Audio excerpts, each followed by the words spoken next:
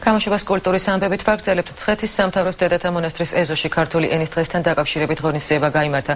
მონასტრის ეზოში დაკრძალულ მსახიობსა და მონაზონ სინაი და კვერინჩხილაძის საფლავზე სასულიერო პირებმა პანაშვიდი გადაიხადეს და საზოგადო მოღვაწეებმა მის ხსოვნას პატივი მიაგეს. ანსამბლმა მირანგულმა პატრიარქის საგალობლების შეასრულა, ასევე მათ იღუმენია ქეთევანის ლექსები წაიკითხეს. ღონისძიება როგორც ქართული ენის დღეს, ასევე ლაზარეს აღდგინების დღესაც ეძღვნებოდა. ყველაზე ულამაზესაც ქართულ ლექსს კითხულობდა ქალბატონი ზინა. ის იყო სულიერებით, ის იყო მთელი თავისი ხელოვნებით, მსახურებით მიზანი, ლექსისადმი, ენისადმი. ეს იყო სასწაული ადამიანი. ვინც ქართულ სიტყვას ფრთების შეასხა, ვინც ასე ლამაზად აჟღერა, იყო ქალბატონი ზინა კვერინჩხილაძე.